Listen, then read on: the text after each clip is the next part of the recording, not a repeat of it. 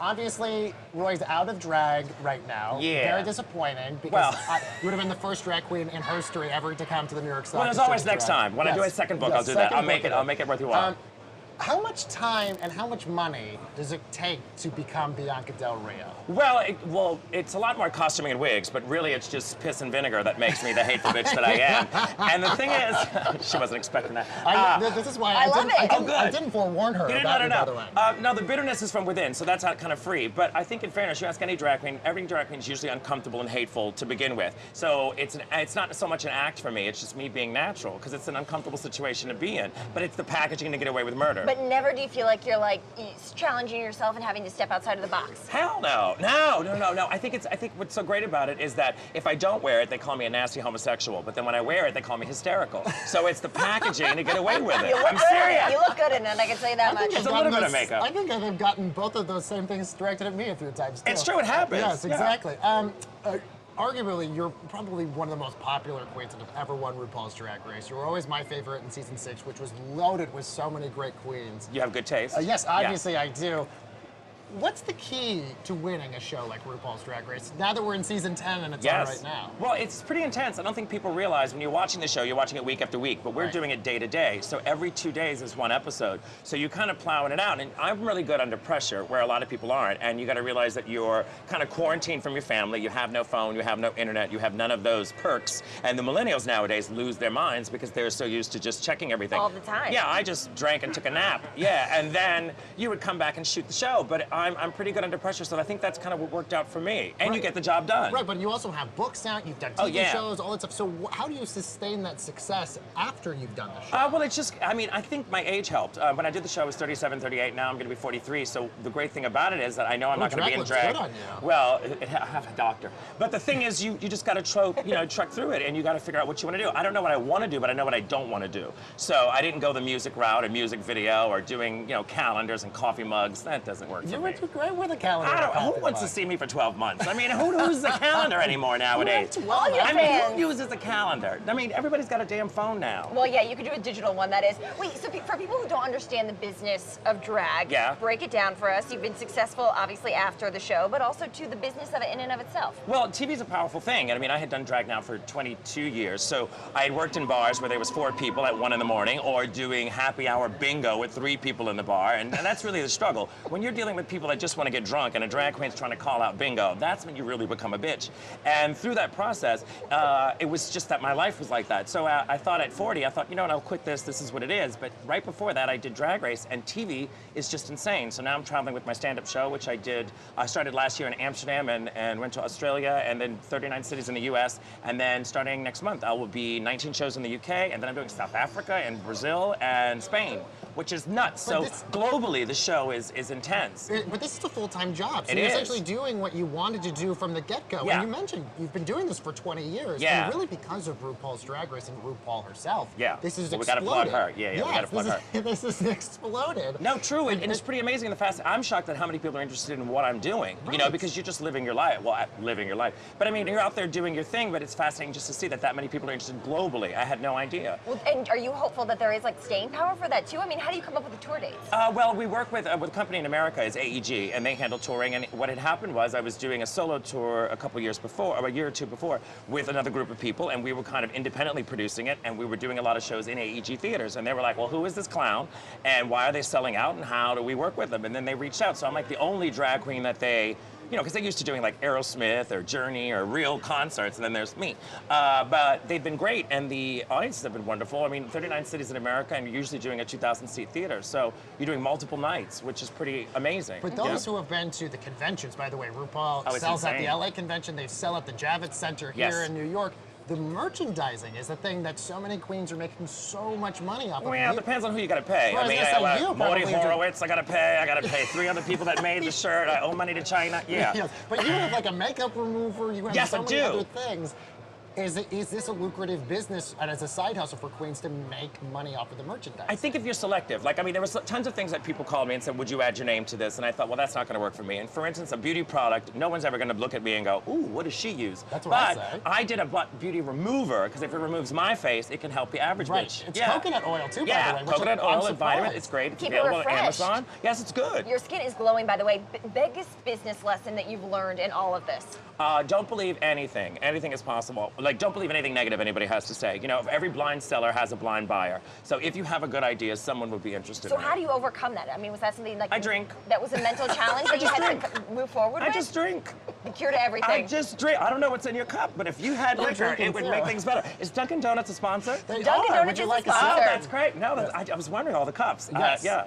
Blame it on Bianca. We want to talk about the book. Yes. What is inside this book? What is all the good stuff? Well, when I was first approached, they thought I would do like a memoir of some sort and discuss my life, and I thought that's a little egotistical and no one really cares. So I thought I would give advice, and many friends of mine were like, well, what makes you think you can give advice? I said, well, if that swollen walrus Dr. Phil can give advice and he's not a doctor, then I can do this because I'm not a woman, so who the hell cares, you know? Just because Oprah backed him, then all of a sudden people think he's legitimate. Right. So I thought, why can't I give advice? And I deal with people on a daily basis through social media that ask questions like, you know, what color eyeliner is that, or where'd you get that lipstick, or why were you born? And I thought these are questions that needed to be answered. So I did it in book form. Did you unpack that in the book? I don't really talk that much about myself. There's a few anecdotes about myself, but normally I'm just giving the worst advice to people that deserve it. It seems like you're working all the time, around the clock. How do you have the energy to do that? I drink. No, no. And I think what's great about it is that you can kind of set your own schedule, you know, and once you start the ball rolling, it just kind of evolves. So this is kind of an extension of my stand-up show that I'll be able to put in a book form now, which has been great. Wow. But a lot of people say you're like, you know, the Joan Rivers of drag because you're constantly hustling, constantly working. You'll essentially probably die while working. That would be nice. Yeah, yes. I mean, you know, at least you have a job when you go. But no, she was I was a huge fan of hers, and I had the opportunity to do In Bed with Joan with her before she passed. I wasn't the last one who killed her. It was Leanne Rhymes.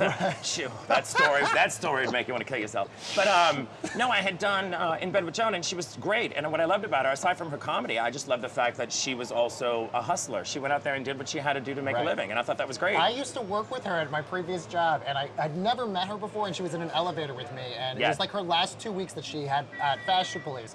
And I said, I just have to tell you, I love you, you're so amazing. And she looked me up and down, her elevator door opened, and she looked at me, she's like, because you're gay, that's why you love me. Who does not love her, though, I feel like? Right. I'm shocked. You're gay? Yeah, surprise. Interesting. I'm a straight man who knows a lot about RuPaul's Drag Race. No, I met them. It's kind of weird. So, you'll meet, because the majority of the audience that I get are straight girls who bring their boyfriends. Really? Yes, and they're always like, what's the boyfriend's reaction usually? Well, when they first see me, they're like, I'm straight. I'm like, look, dude, I'm not recruiting. I mean, I'm not looking to get some more gays from my side. It's fine. Right. But it is fascinating, which I think translates later, funny is funny. So if they're laughing at it, they don't expect to laugh at it because they think it's probably going to be out of their league because it's drag related. But funny is funny. I think it always works. What's the biggest expense when it comes to drag? For me, in general, it's eyelashes. Eyelashes are not cheap. How much are they? They're like $3.50 a pair wholesale. But honey, your eyelashes are huge, though, by the way. Your eyelashes are like 7 times bigger than other queens. Well, now I know you're gay. Yeah. Yes. Well, no, I do at least 4 pair on top and a pair on the bottom. That's what you got to give to give it some height. That's why your eyelids are so like ripped. They're like hey, muscles. Hello. Bench pressing lashes. Oh my gosh. How long will they stay in for? Well, stay in. Well, I just put them on for the show and then Just take them the off. show. Yeah, it's not the. I would keep them on all the time. Well, you would look like a fool, but yes, you don't need all that. I mean, you know, I've got to change proportions here. Like my crease becomes my eyebrow. My eyebrow is my crease. Are they itchy? The one thing that's fascinating about RuPaul's Drag Race is the makeup tips and techniques. These queens know so much about makeup. What is the best makeup tip you've ever received? Well, don't film yourself in HD, which is the problem they're having on this season. You've noticed the first like 6 seasons of RuPaul's Drag Race was not in HD. That was the worst thing that ever happened. It looked like it was in heaven. It was smoke. No, we did. Our season was actually filmed in HD, but at the time it was airing on Logo, so they didn't have HD. Right, I remember so that. now on Netflix it's on HD, which is crazy. But I think majority of the drag queens paint for distance, so it's important to stay far away from a drag queen for obvious reasons to make it look natural. But now there's all these Instagram queens that are absolutely gorgeous. Like Aquarius. Rio, yes. on a picture. But when you see them in person, you're like, well, why does she look like her uncle in drag? It's not the same thing. So you got to be careful with the face tuners and the face fillers. What about for normal, regular people, for me or for Kristen? What are some good makeup tips that will make us look as glamorous as you? Well, mascara helps, concealer helps. I mean, you know, you can always have a little touch-up. Yeah, those are two good things. And also, obviously, powdering. I mean, you don't want to powder around your eyes because then it gets stuck in every line there is. And moisturizing. I think moisturizing is really important. A lot of people don't moisturize enough. Coconut oil works well. Right, the Bianca Del Rio makeup remover. Yes, my makeup remover. Yes, if it removes my face, it can do wonders for you. How competitive is it among the queens from a business perspective, right? Getting your name out there and promoting the product and yourself? Well, I think everybody has a different avenue, which is great. And a lot of them fall into the music category, or they're lip sync performers, or they're dancers or singers, or they want to do theater, where I went the other route. So it's kind of different now. But I also think that majority of the people that are on the show now want to be on the show because they think the show is the biggest part of their lives. And it's really, I'm working harder now than I ever have. So I think you're not sitting back eating bonbons, but you go, how lucky to get to do this. So I just keep trucking. I can't keep track of what they're doing. Well, I try not to. In terms of the empire RuPaul has created, from music to fashion to makeup to everything, has RuPaul ever given you any business advice? She said, stay away from me. No, I'm kidding. No, she's been great, but she's also very giving. And I mean, I say that, and I don't mean we don't hang out and have lunch. Right. I do that with Michelle Visage. Right. But with Ru, anytime I've asked for anything, or if I said, you know, hey, I have this movie, would you be interested in doing a cameo? Totally cool. Like, yes, whatever you need. He does the intro for my show for me when I travel, which is great. So I have this recording from Ru. Very generous, though. Very generous. But it's also very business. You know, he's got a lot going on. Do you prefer live or scripted, unscripted series? Definitely live, definitely live. Yeah, live. Because of the rush? Yeah, and also it's just where it works, especially for what I do. I mean, being an insult comic type of individual, that when you're dealing with a live audience, that something, you know, pre-scripted doesn't always work well, or scripted, pre-scripted, doesn't necessarily work for the moment, and I think that's where the fun comes in. And it's fascinating now, everyone used to run away from me because they thought, oh, what a bitch, and now they go, oh my God, what a bitch, talk about me. So fun. So it's fascinating. Okay, yeah. One last question. Yes. Season 10 is airing right now. A lot of New York queens are on it this year. You're a New York queen as well. Yeah. Do you have anybody that you think is going to win? It's so tricky because even if you like them, you don't know which route it's going to take. And sometimes the best winners are not necessarily the winners. I mean, even look at our season. Adore Delano's amazing. Courtney Ack's doing well. She won Big Brother in the UK. Right. That, you know, anything is possible. So if it doesn't work out, I don't want to tarnish them, and I don't want to pick somebody and think that I'm guiding towards them. But I think they're all winners if they're smart. Right. They can all win by actually milking it to death.